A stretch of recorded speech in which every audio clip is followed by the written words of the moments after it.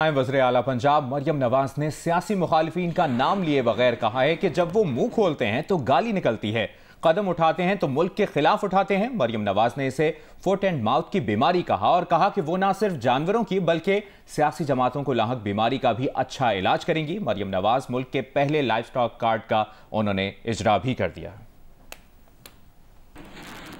हम सुनते थे कि लोग कहते थे कि जी सड़कें बनाने से कोई कौम तरक्की नहीं करती। बड़ी हैरत की बात है, किसी की अकल पे मैं मातम करूं, रहूं या क्या करूं। जहां सड़क बनती है वहां तरक्की आती है। सड़क के बगैर कभी कहीं तरक्की नहीं आ सकती। जो मैंने फुट एंड माउथ डिजीज़ की बात की, ये सिर्फ जानवरों को नहीं होती, ये इंसानों को भी होती है। जहाँ उनका कदम उठता है तो मुल्क के खिलाफ उठता है। और जब माउथ डिजीज़ क्या है, जब मुँह खुलता है तो गाली गलोच और बदतमीज़ी और बदतहज़ीबी होती है। मैं सिर्फ एक सवाल आपके साथ छोड़ के जा रही हूँ और वो सवाल ये है कि पिछली हुकूमत ने 4 साल क्या किया। ये पैसा जो आज पंजाब में आपका पैसा है, लेकिन आप पे खर्च हो रहा है, नज़र आ रहा है कि खर्च हो रहा है, दुनिया देख रही है कि खर्च हो रहा है। ये पैसा पिछली हुकूमतों के पास भी था पंजाब में। पिछली हुकूमत ने ये पैसा किधर रखा? कौन ले गई है?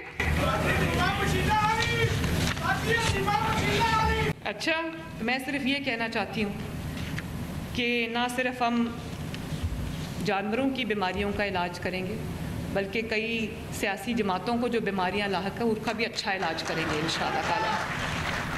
आज मुलाकात का दिन होने के बावजूद पीटीआई का कोई रहनुमा या वकील उनसे मिलने अडियाला जेल नहीं आया। मंगल और जुमेरात के दिन बानी पीटीआई से मुलाकात के लिए मुकर्रर है। ये 1.5 साल में पहला मौका है कि पीटीआई रहनुमा, फैमिली या वकला में से कोई अडियाला जेल न पहुंचा। मरकजी सेक्रेटरी इत्तलात शेख वकास अकरम कहते हैं कि ऐसा हो नहीं सकता, जेल वाले खुद बहानेबाजी करके रोकते हैं। बानी पीटीआई के वकील फैसल चौधरी का कहना है कि कल के बाद आज फिर जेल हुक्काम से राब्ता किया। वफाकी वजीर एहसन इकबाल ने कहा है कि हुकूमत पाकिस्तान तहरीक इंसाफ के साथ मुज़ाकरात में संजीदा है, लेकिन बानी पीटीआई संजीदा नहीं।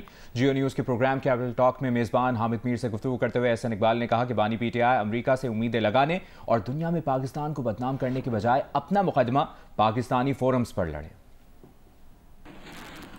जो एक मुज़ाकरात का अमल शुरू हुआ उसमें डेडलॉक पैदा हो गया, तो उसका जिम्मेदार कौन है? हुकूमत संजीदा है। मेरा देखिए बड़ी दर्दमंदी से पीटीआई के दोस्तों को यही मशवरा है कि बजाय ये कि आप अपने झगड़ों को मुल्क से बाहर ले जाके पाकिस्तान की बदनामी का जरिया बने, मुल्क के अंदर फोरम्स हैं ना, मुल्क के अंदर अदालतें हैं। हमने भी ये मुकदमे अपनी अदालतों में लड़े, ये भी अपना मुकदमा पाकिस्तान के फोरम्स पे लड़े ना। अब जो केसेस खान साहब के हैं वो एक ओपन एंड शट से केसेस हैं। जो जमात और जो लीडरशिप कहती थी कि अमेरिका ने हमें हटाया है, आज उनका मलजा और मौला और क्या कुछ कह लें, वो सब कुछ अमेरिका बन गया। वो कहते हैं हमारा, वो कहते हैं सदर ट्रंप से लगाए बैठे हैं कि वही आके छुड़ाएंगे। कौमी बैटर साइम अयूब का लंदन में टखने के फ्रैक्चर के हवाले से चेकअप मुकम्मल हो गया। कौमी बैटर साइम अयूब टखने के फ्रैक्चर का दूसरा मुआयना कराने सेंट्रल लंदन के क्लिनिक पहुंचे, जहां उनकी स्पेशलिस्ट डॉक्टर डेविड रेडफर्न से अपॉइंटमेंट तय थी। साइम अयूब का गुज़िश्ता रोज भी लंदन की एक क्लिनिक में मुआयना किया गया था। उनके हमरा मौजूद पाकिस्तान टीम के असिस्टेंट कोच अजहर महमूद का कहना है साइम अयूब के इलाज में मुस्बत पेशरफ्त हो रही है, जल्द उनकी रिपोर्ट सामने आ जाएगी। परेशानी वाली बात तो नहीं है? नहीं इंशाल्लाह स्टेबल इंजरी है, तो अल्लाह का शुक्र है। 6 वीक्स में और समथिंग ये तो मेडिकल पैनल ही बताएगा और डॉक्टर ही बताएंगे, मैं कुछ नहीं बता सकता, मैं डॉक्टर नहीं हूँ, वो बताएंगे। Thank you. डॉक्टर है ना। इस मौके पर साइम अयूब का कहना था कि वो अभी बेहतर हैं और डॉक्टर्स ने पाँव पर हल्का वजन डालने का कहा है। साइम कब अभी उम्मीद है आपको कि आप खेल सकेंगे? इट्स जस्ट के उन्होंने ये बताया कि स्टेबल और थोड़ा बहुत इस पर वेट डाल सकते हैं। अदर देन दैट जो भी रिपोर्ट्स हैं वो मेडिकल पैनल को साइन करेंगे, फिर वो ट्रीटमेंट कब तक शुरू होगी? बस मुझे जितना पता था मैंने आपको बता दिया। सर्जरी का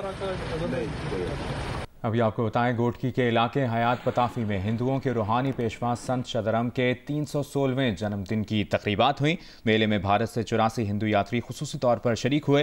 हिंदू यात्री गोटकी, सखर, मीरपुर, माथेलो में कायम मजहबी इबादत गाहों का दौरा करने के बाद वाहका बॉर्डर के जरिए वापस भारत रवाना होंगे।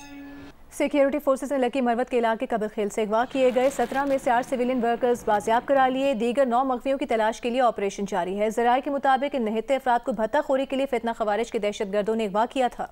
अभी आपको बताएं, खवातीन को हिरासत से बचाने के लिए पाकिस्तान में बैकी बटन मुतारिफ करा दिया गया है। किसी भी हंगामी सूरत हाल में खवातीन इस डिवाइस का बटन दबाएंगी तो अलार्म बजना शुरू हो जाएगा। कराची ने 2522 अरब रुपए टैक्स देकर मुल्क के तमाम शहरों को एक बार फिर पीछे छोड़ दिया। लाहौर ने 1402 अरब रुपए टैक्स दिया। इस्लामाबाद 1164 अरब रुपए टैक्स देकर तीसरे नंबर पर रहा। सबसे ज्यादा टैक्स देने वाले शहर कराची के बासी सहूलियात के ना होने से शाकी हैं। आइए देखते हैं। ख्याल से कराची को मेस कर दिया है, कचरा कर दिया है कराची। अब मायूसी हो गई है। कोई भी हमें तो नहीं लगता कि कुछ फ्यूचर कोई मुझे तो नज़र नहीं आता। अब तो ऐसा लगता है कि कहीं जाएं, किसी छोटे से देहात में जाके रहें।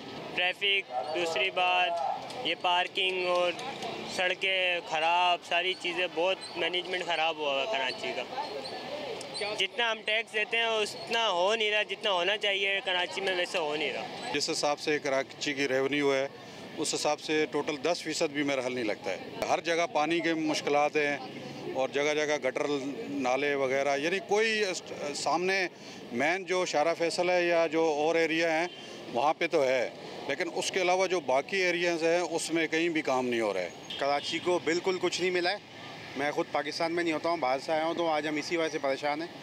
कुछ भी नहीं है कराची के पास। पानी, गैस, लाइट, रोड्स, इंफ्रास्ट्रक्चर बर्बाद हो गया है। जैसा छोड़ के गए तो ज़्यादा ख़राब है। हम सालाना टैक्स दे रहे हैं, हर चीज़ हमारी ऑन द रिकॉर्ड है, ठीक है। इसके बावजूद भी हमें कोई रिटर्न नहीं है ये हुकूमत से। ये जो भी